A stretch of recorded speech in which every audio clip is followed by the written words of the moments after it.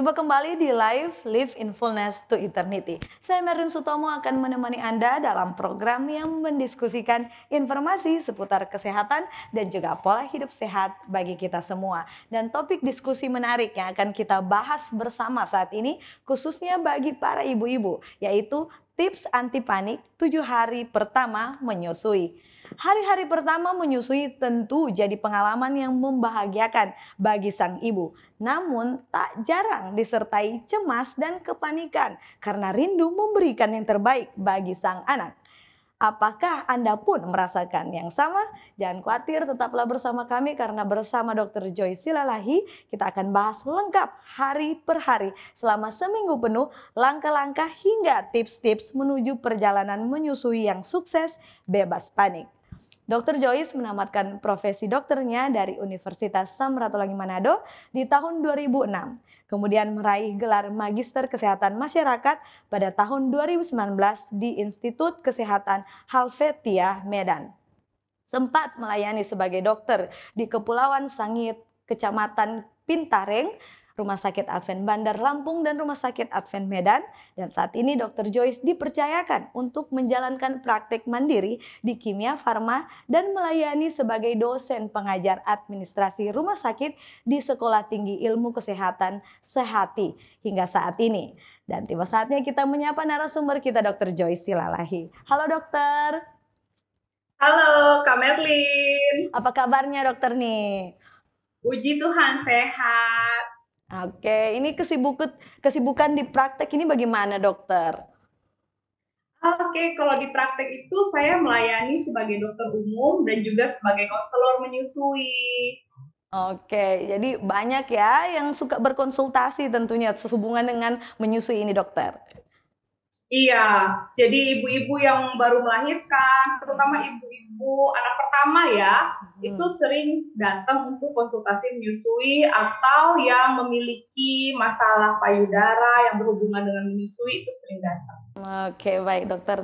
Terima kasih sekali lagi untuk bisa menjadi bagian dalam program live kami. Baik, untuk mengawali diskusi kita untuk topik ini kita akan buka dengan doa. Kali ini saya akan pimpin kita di dalam doa. Baik dokter dan sahabat live sekalian, mari kita satu dalam doa. Ya Tuhan Allah Bapa kami di surga, terima kasih banyak ya Tuhan untuk kasih setiamu di dalam kehidupan kami.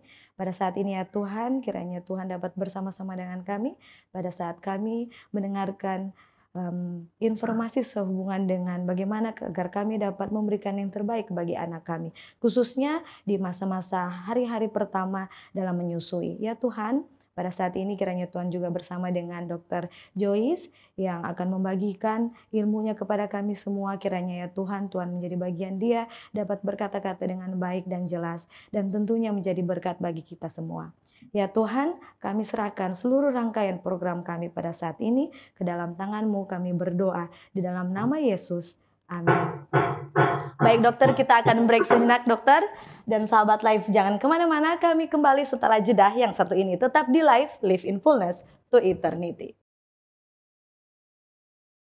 Tahukah Anda, buah adalah sumber vitamin dan antioksidan alami yang dapat meningkatkan metabolisme tubuh. Sayur memperlancar buang air besar dan dapat menurunkan risiko terkena berbagai penyakit kronis. Selalu mengonsumsi air mineral untuk menjaga keseimbangan cairan tubuh. Berolahraga dengan teratur dapat membantu kita mengendalikan berat badan. Selalu beristirahat yang cukup agar tubuh tetap sehat dan bugar. Jangan lupa untuk selalu menyaksikan program live di YouTube channel Cornelius Media, Bridge to the Truth.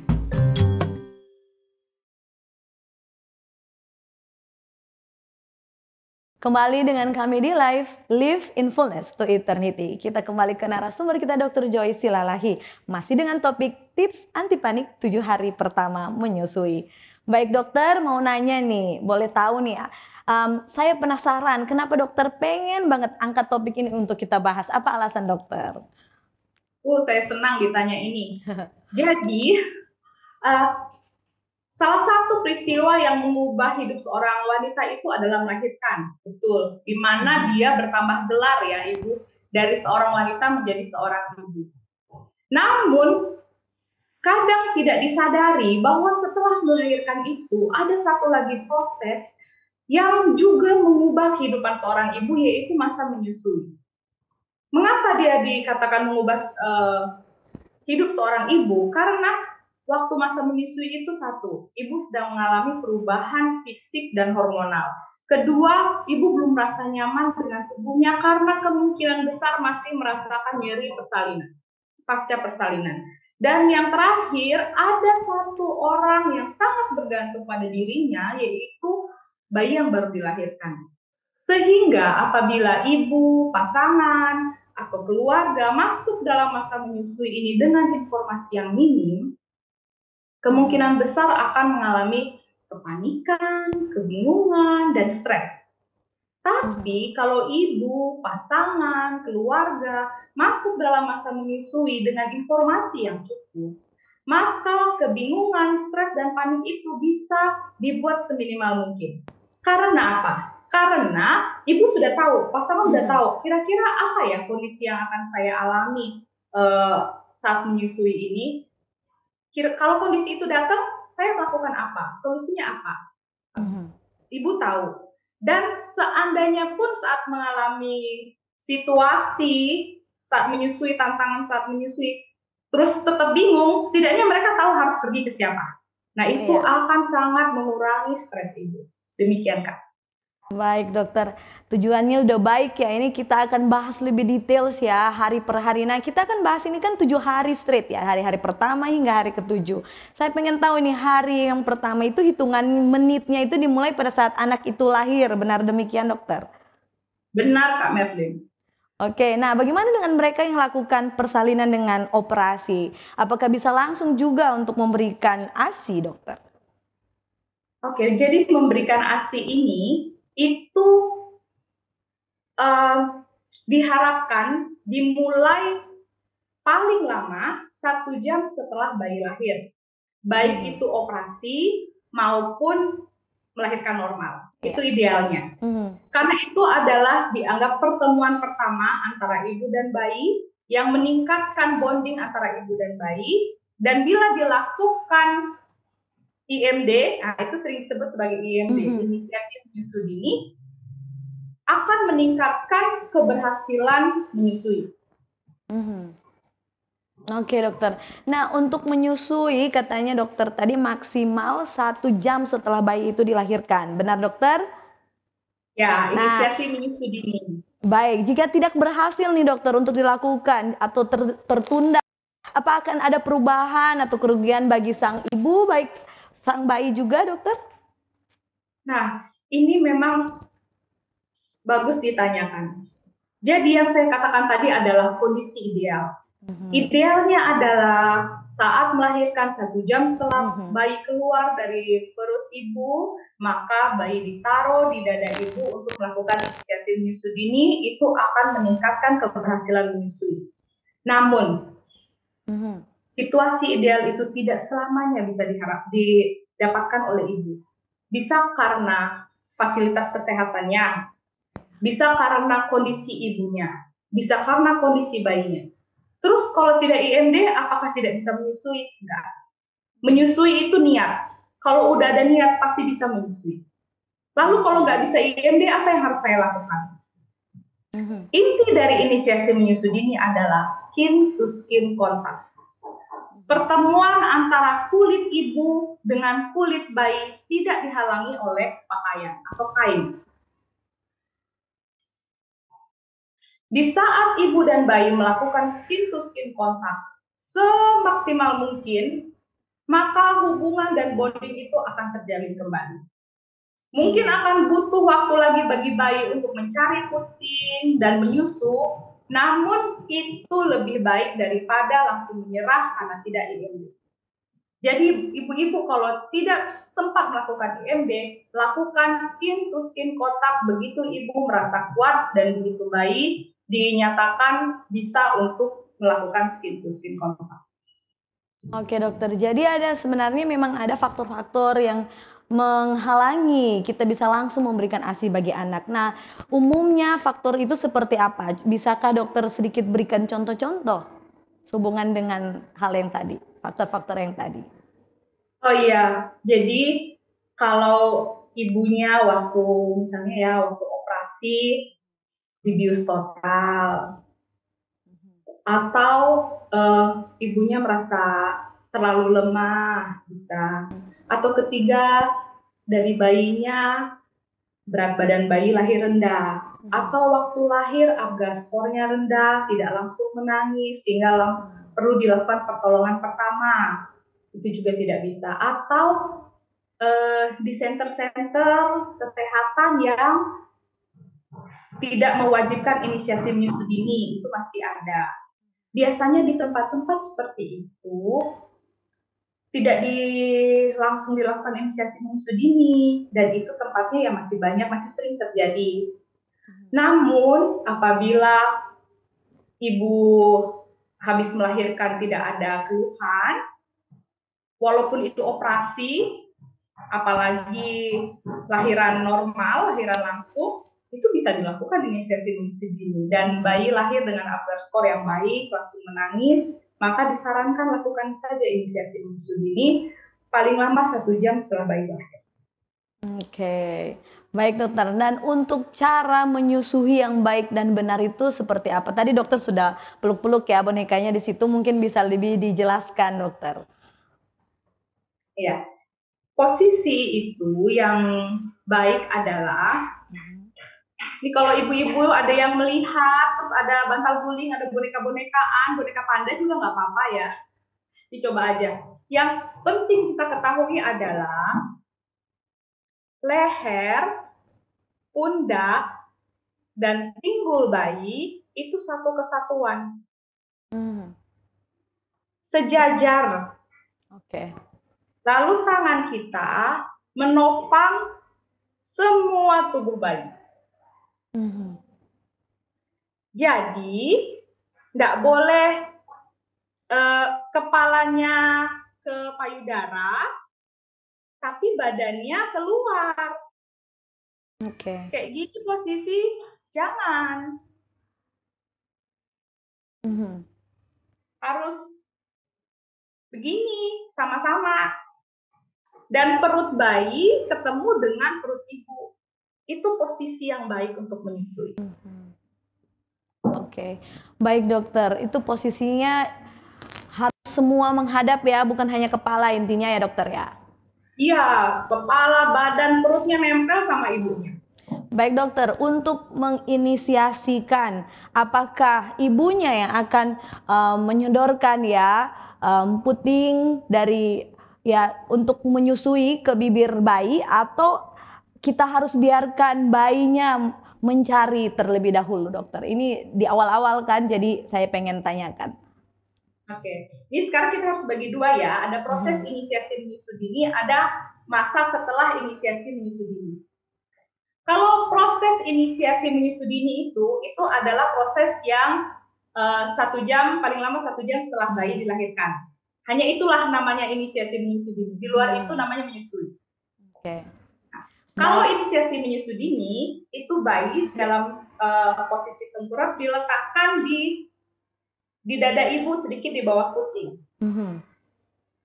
Nah, gitu ya, gini. Itu yang bergerak aktif adalah bayinya. Nggak boleh disodorin tuh puting sama bibir bayinya, nggak boleh. Yang berperan aktif adalah bayi, dan bayi akan menggunakan instingnya melalui aroma puting ibu dan aroma yang ada di tangan bayi. Dia akan cium tangannya dulu, baru dia cari aromanya, karena aromanya sama. Baru dia akan bergerak mencari puting, dan dia akan mengisap sendiri. Itu proses inisiasi menyusui dini, dan itu berlangsung sekitar 60-120 menit. Tidak boleh diintervensi. Nah, itu inisiasi menyusui dini. Kalau menyusui, setelah proses dari itu, maka ibu boleh membantu. Bahkan dianjurkan untuk membantu membawa itu bayi ya, yang dibawa ke payudara ibu tetap baik, itu bayi yang dibawa ke payudara ibu. Tangan ibu boleh membantu dengan posisi C-position. Gitu. Oke, jadi kita dapat ya posisinya seperti apa, durasi untuk kita bersabar inisiasi dari bayi itu datang juga sudah diberikan. Nah, saya dengar sehubungan dengan kolostrum ini dokter. Kita beralih ke kolostrum di awal menyusui ya. Bisa dokter bantu jelaskan kepada sahabat live sekalian apa itu sebenarnya kolostrum, dokter? Nah, kolostrum ini adalah cairan yang keluar dari payudara ibu, dari puting payudara, di hari pertama sampai hari ketiga. Oke. Warnanya kuning keemasan, konsistensinya kental, jumlahnya sedikit. Itulah kolostrum. Oke dokter. Nah ini kolostrum ini dikatakan penuh manfaat nih dokter. Apa saja manfaat dari kolostrum ini? Oh betul Kak, saya udah nggak sabar mau cerita tentang manfaat kolostrum ini. Jadi kolostrum ini dia mengandung protein yang tinggi dan banyak nutrisi yang lain, plus dia mengandung zat kekebalan tubuh, banyak mengandung zat antibodi yang merupakan pertahanan tubuh bayi terhadap segala kuman-kuman virus yang ada di luar. Sehingga kolostrum itu sering dibilang sebagai golden liquid atau cairan emas. Sesedikit apapun itu kasih sama bayinya. Setetes pun berguna. Oke. Nah ini dokter kalau misalkan gagal nih diberikan kolostrum, apa saja dampak yang paling umum terjadi pada ibu dan bayi ini? Gagal mendapat kolostrum berarti tidak diberikan ASI di satu hari sampai 3 hari, atau mengikuti mitos-mitos yang ada bahwa kolostrum itu harus dibuang.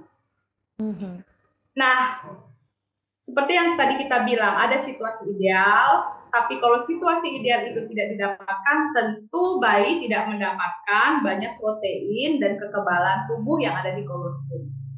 Tapi apakah ASI yang keluar di hari ketiga dan seterusnya yang berwarna putih itu tidak ada antibodi? Ada, tentu ada. Perlindungan dari ASI itu ada selalu, hanya memang lebih banyak di kolostrum dia. Sedikit jumlahnya, sedikit cairannya, tapi banyak isinya.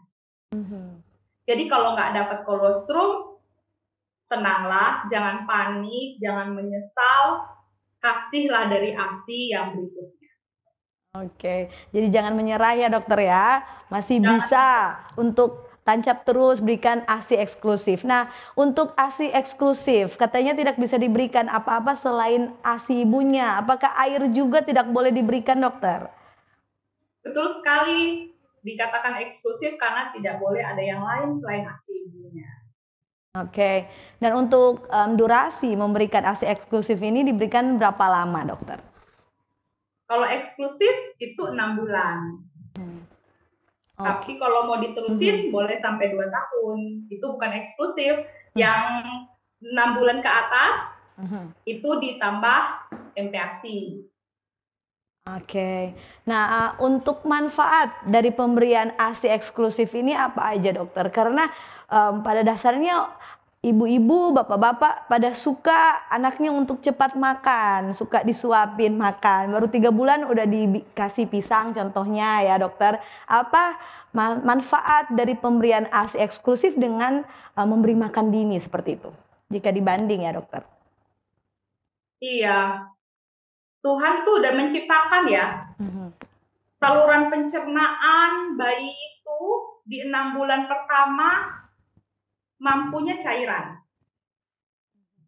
Nah, ASI itu hebat banget loh.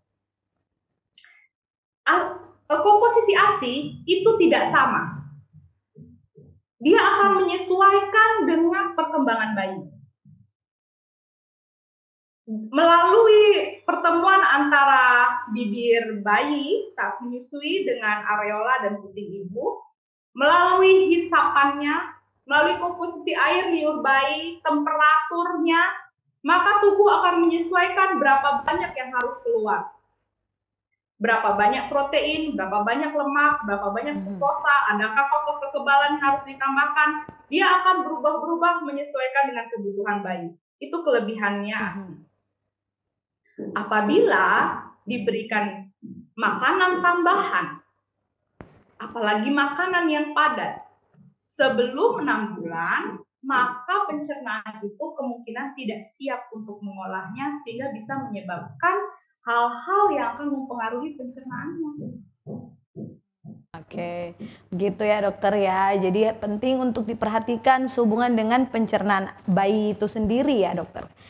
Baik, dokter, beralih sedikit kembali ke skin to skin kontak tadi. Saya ingin tanya, dokter emphasize ya, menekankan hubungan dengan perut harus juga kontak sama kulit ibu ya. Nah, apa saja manfaat dari skin to skin kontak ini bagi sang bayi dan ibu ini? Iya. Jadi bayi ini yang dia kenal itu tuh ibunya. Suhu ibunya, detak jantung mamanya, dep-dep, dep-dep, itu yang dia dengar terus selama 9 bulan. Dep-dep. Desiran darah mamanya, itu yang dia dengar, itulah musik bagi dia. Sehingga saat melakukan skin to skin kontak, bayi akan merasa nyaman.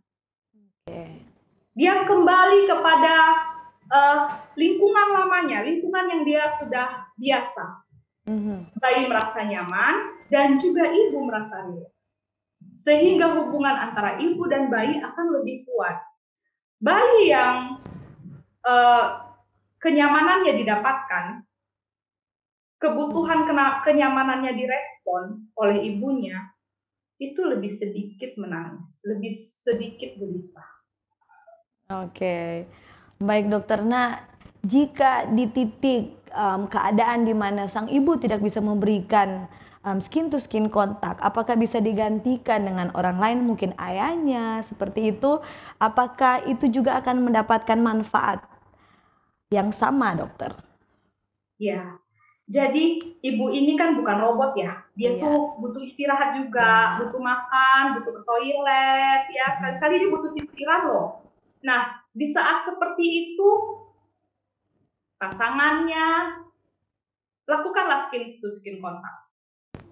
Orang kedua yang bayi familiar tuh siapa? Pasti papanya. Karena papanya kan sering ngobrol-ngobrol kan sama bayinya dari perut kan, halo ini papa, halo apa kabar. Suara kedua yang dia tahu tuh papanya. Jadi kalau mamanya sedang istirahat atau mamanya sedang melakukan kegiatan lain, papanya menggantikan skin to skin kontak. Oke, bisa ya dokter ya, diganti dengan orang dekat lainnya ya dokter. Nah, kendala di awal-awal menyusui juga sepertinya berhubungan dengan waktu tidur bayi ini berbeda dengan waktu tidur orang dewasa. Hingga ujung-ujungnya membuat sang ibu ini kecapean. Itu sering terjadi ya dokter. Apa ada tips dari dokter untuk dibagikan bagi sahabat live semua agar bisa menghindari keadaan ini? Baiklah, ini kita mulai di hari pertama ya. Kalau hari pertama itu bayi itu banyak tidur.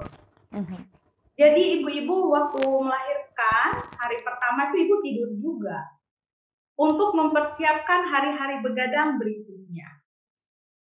Dan tips buat keluarga, untuk yang mau berkunjung di hari pertama itu, tetapkan saja jamnya, jam berkunjungnya. Di luar itu izinkanlah ibu dan bayi itu beristirahat. Nah, untuk di hari kedua dan berikutnya, bayi itu memang akan gelisah dan sering menangis. Terutama di malam hari. Pertama karena dia lapar, membutuhkan asupan nutrisi setiap 2-3 jam sekali atau sekitar 8-12 kali per hari. Itu perkiraan standarnya. Namun idealnya adalah setiap bayi ingin menyusu. Selain itu bayi juga memang senang digendong. Dia masih baru dengan dunia ini, sehingga dia senang digendong. Untuk itu, perlu dukungan dari pasangan dan keluarga terdekat atau orang lain yang ada di rumah untuk saling bergantian menggendong bayi dan mengurus bayi. Karena mengurus bayi itu tidak bisa oleh ibu sendiri. Ibu akan kelelahan.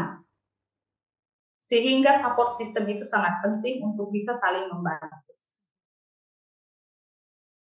Oke. Baik, terima kasih dokter untuk jawaban-jawaban yang sudah diberikan. Ya, kita sambung lagi di segmen berikutnya. Masih dalam topik tips anti panik 7 hari pertama menyusui. Sahabat Live, jangan kemana-mana, kami akan kembali setelah pesan-pesan yang satu ini. Tetap setia bersama Live, Live in Fullness to Eternity. Diskusi dan kajian mendalam mengenai tokoh, tema, atau cerita tertentu di dalam Alkitab. Memberikan motivasi dan bimbingan untuk menggunakan metode yang tepat dalam membaca Alkitab.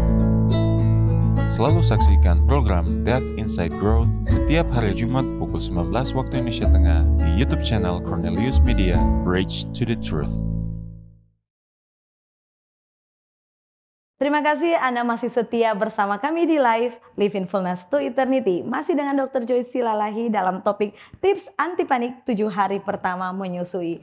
Baik dokter, kita masih di hari pertama nih dokter. Dan untuk kolostrum ini biasanya bisa sampai berapa hari untuk menyusui kolostrum ini? Kolostrum ini akan keluar di hari pertama dan hari kedua. Di hari ketiga dan berikutnya yang keluar adalah ASI yang warnanya lebih putih, konsistensinya lebih cair, dan jumlahnya lebih banyak. Oke dokter. Nah dokter, saya penasaran nih dokter, tidak semua ibu yang menyusui itu katanya memiliki ASI yang cukup untuk diberikan. Nah untuk durasi eksklusif ini bisa terhenti tentunya dokter, dan kemudian bisa ditambahkan dengan yang lainnya. Nah dokter, apakah ini dapat menjadi masalah bagi sang bayi dokter? Jadi saya lihat di pertanyaan ini sebenarnya bisa dibagi jadi dua bagian ya. Pertama adalah ASI dirasa tidak cukup. Yang kedua adalah kalau ditambah makanan lain selain ASI, seperti susu formula, apakah ada masalah dengan bayinya nanti? Iya. Kita bagi. Nah, ibu merasa ASI tidak cukup itu salah satu keluhan tertinggi dari ibu menyusui. Saya merasa ASI saya tidak cukup. Nah, itu namanya adalah persepsi ketidakcukupan ASI. Karena paling sering dibilang karena bayi sering menangis. Bukti bahwa ASI yang tidak cukup itu tidak bisa hanya bayi sering menangis. Kita harus lihat, kalau bayinya itu buang air kecilnya cukup, misalnya di hari pertama dia 1 kali, hari kedua 2 kali buang air kecil, hari ketiga 3 kali, hari keempat 4 kali, hari kelima 5 sampai 6 kali, hari ke-6 dan seterusnya 6 sampai 8 kali per hari. Ditambah dengan kenaikan berat badan yang sesuai dengan grafik, maka ASI-nya cukup. Bila ada keluhan lain yang ibu rasa, aduh kenapa ya begini pertanyaan-pertanyaan ibu, lalu ibu menjurus ke mungkin ASI saya tidak cukup, berkonsultasilah kepada dokternya, perawatnya, bidannya yang sudah mempelajari tentang laktasi atau ke konselor menyusui. Maka nanti akan saling berbicara sebenarnya apa yang menjadi dasar masalahnya. Nah, itu tentang persepsi ketidakcukupan ASI. Seandainya sudah terlanjur memberikan susu formula, itu gimana? Nah, rule number 1 ya, nggak boleh kita menjudge keputusan ibu. Kita nggak boleh menghakimi keputusan ibu. Karena ibu tuh niatnya tuh pasti niat baik lah untuk anaknya. Iya. Bila seandainya ibu sudah memutuskan berdasarkan instingnya, berdasarkan pengetahuan yang dimiliki, yang memberikan susu formula, ada bahayanya nggak dengan bayi? Itu nutrisi. Formula itu nutrisi. Bila bayinya alergi, maka terhadap kandungan di susu formula, ya akan terjadi gejala alergi. Tapi bila bayinya tidak alergi terhadap kandungan dari susu formula, ya tidak terjadi alergi. Nah, itu salah satu contohnya. Demikian, Kak. Oke, dokter. Baik, dokter, kita kembali lagi di hari-hari awal ini ya, masuk ke hari kedua. Apakah di hari kedua ini biasanya akan ada terjadi perubahan pada sikap bayi, dokter? Iya, kalau hari pertama tadi kan bayinya banyak tidur ya, Bu. Iya. Itu nanti hari kedua terjadilah yang namanya begadang. Jadi di hari kedua itu bayi sudah mulai sering bangun di malam hari, sering menangis, maunya nete aja, pengen digendong, kayak gitu terjadi di hari kedua. Walaupun yang keluar masih kolostrum. Oke. Nah, ini ibu-ibu sering panik nih, ASI saya belum keluar, ASI saya belum keluar. Nah, yang keluar memang kolostrum. Terus kenapa bayinya sering nangis dong, minta nete? Karena dia sedang membentuk, sedang memberitahu ke ibunya, sedang memberikan sinyal kepada ibunya, berapa banyak nutrisi dalam hal ini ASI yang dia butuhkan. Makanya dia sering minta menete. Karena itu, apa yang harus kita lakukan? Respon terhadap keinginan menyusui bayi. Tetap susui bayi. 8 sampai 12 kali per hari atau sekitar 2 sampai 3 jam sekali, menyesuaikan dengan tanda-tanda bayi menyusui. Demikian. Baik dokter, dan untuk hari kedua ini tips khusus apa yang bisa diperhatikan untuk dalam hal menyusui ini dokter? Iya, di hari kedua ini kan ibu dengan bayi itu masih adaptasi nih, namanya 2 orang yang berbeda, masih adaptasi. Sehingga untuk posisi dan pelekatannya, bila belum nyaman, ibu merasa belum nyaman, bayi juga masih sebel-sebel dia karena belum dapat ASI-nya yang cukup, itu jangan panik, jangan sedih, jangan merasa bersalah, itu biasa, namanya masih adaptasi. Jadi dicoba lagi, di sesi berikutnya dicoba lagi posisinya yang mana yang nyaman, bagaimana pelekatannya supaya nyaman ibu dan bayinya. Di sesi keduanya belum nyaman, coba lagi di sesi ketiga. Sambil lihat lagi yang sudah dipelajari bagaimana posisi menyusui, bagaimana pelekatan menyusui. Kalau masih pusing, telepon teman yang tahu, begitu. Atau cari konselor menyusuinya supaya dibimbing. Jadi posisi menyusui dan pelekatan menyusui itu tidak langsung nyaman. Jadi nggak apa-apa, coba lagi sampai nyaman. Oke dokter. Nah ini kalau sudah masuk di hari ketiga dokter, apakah perubahannya masih akan terjadi dokter?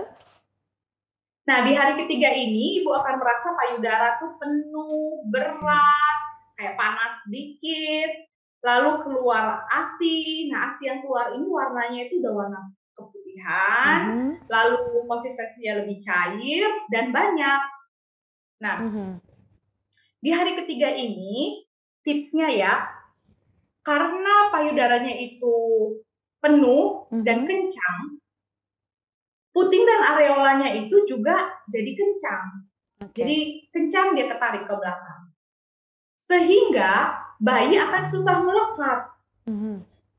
Nah, apabila ibu merasa payudaranya kencang, puting dan areolanya juga kayaknya mengkilat, itu kurangi dulu kekencangan payudaranya. Buat konsistensinya lebih lunak.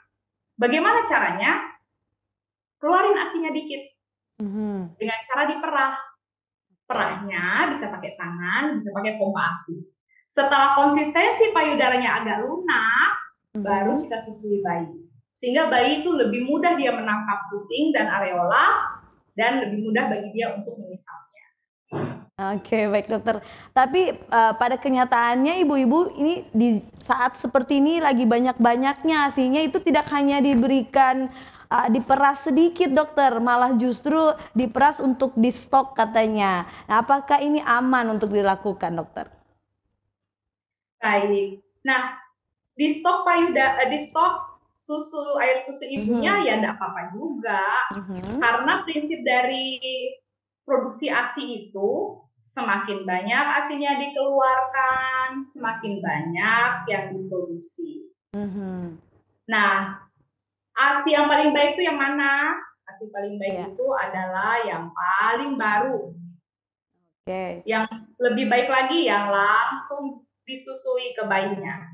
Sehingga apabila belum perlu untuk di stok, ya enggak usah stok dulu. Nanti aja kalau dekat-dekat mau kerja. Untuk sekarang silahkan diberikan langsung ke bayinya. Baik dokter, nah di hari ketiga ini sang bayi jadi lebih sering haus ya dokter. Seberapa sering harus dilakukan proses menyusui di hari ketiga ini dok? Baik, seberapa sering bayi disusui? Mhm. Sesering bayi mau. Jadi kita lihat respon bayinya. Kira-kiranya gimana? Nah, kira-kiranya setiap 2 sampai 3 jam sekali Mhm. atau 8 sampai 12 kali per hari. Oke, baik dokter. Nah, ini kita masuk ke hari keempat sekarang ya. Apa saja yang patut kita perhatikan nih dokter? Kalau kita masuk di hari keempat, apa masih ada perubahan lagi yang terjadi? Nah, di hari keempat ini kita mesti jeli dengan emosinya ibu. Ibu akan lebih emosional. Kenapa tuh? Karena perubahan hormon yang dulu tinggi-tinggi waktu hamil itu akan turun. Sehingga tuh jangan aneh kalau lihat ibu yang baru melahirkan, yang lagi dalam posisi menyusui itu mudah menangis, mudah terharu, hatinya sangat lembut, banyak kekhawatirannya, banyak ketakutannya. Nah, di sini keluarga itu harus jeli dengan emosi ibu dan harus menjadi pendukung ibu. Oke. Tipsnya kepada keluarga, tolong dan kepada pengunjung ya, tolong kata-katanya dijaga. Jangan yang menyudutkan ibu atau memberikan tekanan. Karena mungkin terlihat sederhana tapi bagi ibu sangat berdampak. Selain itu, ya dibatasi juga terhadap pengunjung-pengunjung yang mempunyai kecenderungan untuk memberikan komentar. Nah, untuk tips untuk pengunjung, kalau mau berkunjung bawanya makanan, minuman, siapkan pujian dan doa. Selain itu boleh ditahan aja. Oke dokter. Nah, untuk masuk di hari kelima nih dokter. Nah, di hari kelima ini bayi semakin suka untuk minum ya, semakin banyak minumnya. Tapi dengar-dengar ini sering jadi justru berat badan bayinya jadi menurun. Apakah ini normal dokter? Baik, di hari kelima itu adalah saatnya kontrol. Bisa bervariasi ya, 5-7 tergantung center tempat ibu dirawat. Biasanya sekalian tuh dengan kontrol mamanya, bayinya ditimbang. Nah, saat penimbangan bayi di hari ke-5 sampai ke-7 ya, umur bayi 5 hari sampai 7 hari, berat badan bayi itu normal bila turun 8-10% dari berat badan lahirnya. Itu normal. Dan ini akan naik kembali ke berat badan lahirnya di umur bayi 2 minggu. Demikian. Oke dokter. Nah dokter, untuk hari ke-6 ini sering katanya bayi terlihat lebih gelisah pada saat hari ke-6. Apakah demikian dokter? Iya, di hari ke-6 ini dia ada keunikannya ya. Jadi bayi ini dia mulai sering gelisah di sore menjelang malam. Gelisah kadang disertai menangis, pengennya nyusu terus, dan sering buat orang tua khawatir. Wajar ya anaknya gelisah, nangis, pengen netek terus, ya wajar orang tua khawatir. Hal-hal yang bisa orang tua perhatikan apabila di siang hari setelah menyusui bayinya tenang, tapi di malam hari setelah menyusui bayinya nggak tenang, berarti itu bukan tanda ketidakcukupan ASI. Itu tanda bayi butuh kenyamanan yang lebih. Di sini bayi itu senangnya digendong, dia butuh kenyamanan, dia ingin digendong dekat dengan orang yang biasa dia tahu, yaitu ibunya atau ayahnya atau orang terdekat, sehingga ibu butuh bantuan dari orang sekitarnya untuk bergantian memeluk bayi ini atau menjaga bayi. Oke. Nah dokter, masuk ke hari ke-7 ini, jika kita lakukan skin to skin kontak dari awal hingga hari ke-7 ini, nah apa tolak ukur kita kalau kita sudah benar-benar berikan skin to skin kontak yang baik? Apa ada feedback yang bisa kita nilai dokter? Skin to skin kontak ini tujuannya akan untuk membentuk hubungan, memberikan kenyamanan, dilakukan lama yang bisa. Disarankan 1 jam tidak terputus. Tidak harus ibu berdiri, ibu bisa sambil baring. Habis menyusui, lakukan skin to skin kontak, sama-sama istirahat. Apa bukti kalau dia berhasil? Bukti kalau dia berhasil adalah kalau dua-duanya merasa nyaman. Berarti skin to skin kontaknya berhasil karena tujuannya adalah memberikan kenyamanan. Dan saat skin to skin kontak itu bayi biasanya akan mencari jalan untuk mencari puting dan menyusu dia. Jadi pelekatannya akan tercapai lebih cepat. Pelekatan yang nyaman antara ibu dan bayi akan tercapai lebih cepat. Oke, dan untuk menyusui katanya lebih suka bayi ya, ikut suka bayinya kapan aja dan biasanya 2-3 jam ya dokter. Nah ini bisa berlangsung hingga berapa lama sampai di titik dimana kita bisa mulai memberikan kedisiplinan mungkin dalam hal menyusui bagi anak? Oke, makin bayi besar maka lambungnya pun tambah besar. Iya. Jadi yang tadinya 2-3 jam sekali, itu bisa nanti 3-4 jam sekali. Namun dia tidak akan lebih dari 4 jam sekali. Oke, jadi ada perubahan tetap ya yang bisa kita lihat agar kita bisa mulai berikan ASI secara lebih teratur ya dokter ya. Iya. Baik dokter, terima kasih untuk jawaban-jawabannya. Kita masuk ke mitos dan fakta ya dokter. Saya akan bacakan mitos fakta yang pertama. Yang pertama yaitu ASI yang pertama keluar itu basi, jadi harus dibuang nih dok. Mitos atau fakta? Ini benar loh. Oke. Masih banyak terjadi karena bentuknya tidak seperti ASI yang biasa dilihat kan. Warnanya kuning tua, sedikit, terus kok kayak kental-kental, ini apa? Ini sering dibuang loh itu. Nah ini kita yang mendengarkan saat ini di live itu harus saling mengedukasi bahwa itu namanya kolostrum. Itu adalah ASI awal yang mengandung protein yang banyak, nutrisi dan kekebalan. Itu adalah cairan emas, sedikit tapi sangat berharga. Sesedikit apapun berilah kepada bayinya, jangan dibuang. Oke, jadi jangan kita buang ya, ditekankan ya untuk itu. Baik, masuk ke mitos atau fakta yang kedua nih dok. Nyeri saat menyusui adalah wajar dan nyeri puting atau puting lecet tidak bisa dihindari. Bagaimana tanggapan dokter? Ya, ini juga kadang ibu tuh sudah mengeluh, aduh putingku lecet loh, aduh udah pecah, udah retak, udah itu manja katanya. No. Karena untuk awal menyusui memang rasanya nggak nyaman, bener.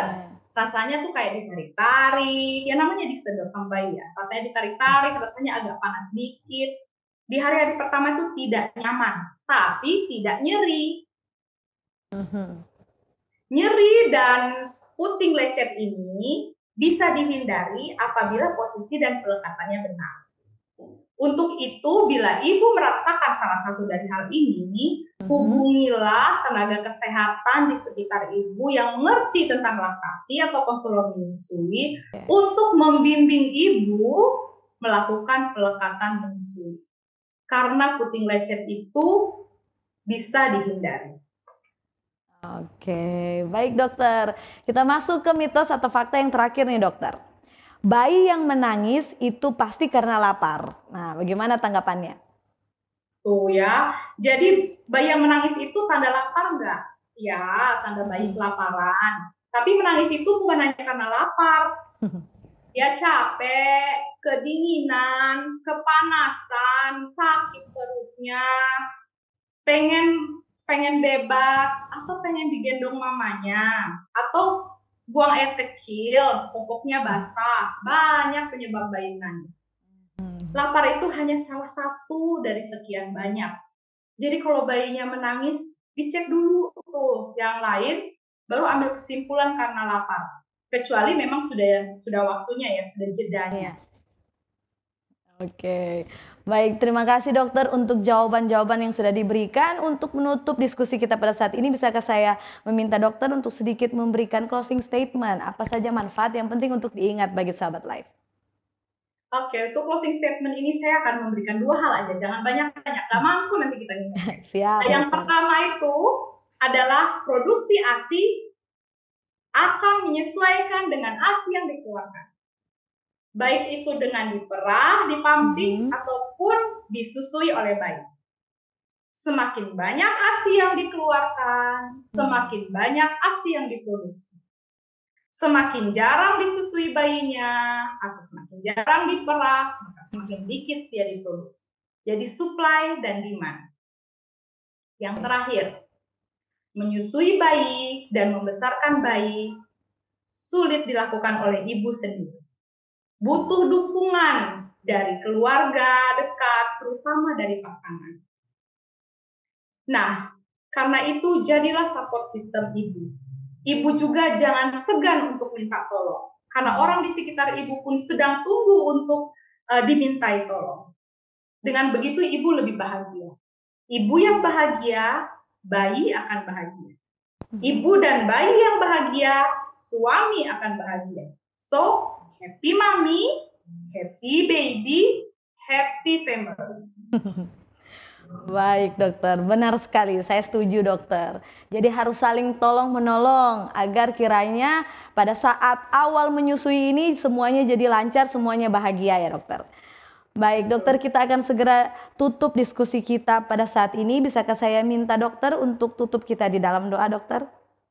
Baik, mari kita berdoa. Tuhan Yesus yang baik, kami bersyukur untuk kesempatan pada hari ini kami dapat menjadi berkat kepada yang mendengarkan, agar ibu-ibu yang dalam proses menyusui atau akan menyusui dapat menghadapi situasi ini dengan berbahagia. Juga berkati Cornelius Media tetap menjadi media yang menjadi saluran berkat bagi orang lain. Terima kasih ya Tuhan, karena kami berdoa dalam nama Yesus. Amin. Amin. Baik, terima kasih sekali lagi kami ucapkan kepada Dr. Joyce yang sudah tentunya menjelaskan dengan sangat baik topik kita di episode kali ini. Kiranya Tuhan memberkati dokter dan keluarga dalam segala tugas dan tanggung jawabnya ya dokter. Terima kasih. Baik dokter. Dan tidak lupa kami ucapkan terima kasih kepada sahabat Live Cornelius Media dan sahabat Hope Channel Indonesia yang sudah dengan setia menyaksikan program live hingga di penghujung episode ini. Jika Anda merasa diberkati dengan program kami, Anda bisa langsung share video ini dari akun Facebook dan YouTube Cornelius Media Official kami kepada keluarga dan sahabat yang Anda kasihi. Serta jangan lewatkan episode live selanjutnya masih di hari dan waktu yang sama. Dan jangan lupa untuk tetap ikuti program Cornelius Media yang menarik lainnya. Sekarang saatnya kami pamit mundur diri. Demikianlah perjumpaan kita di episode kali ini.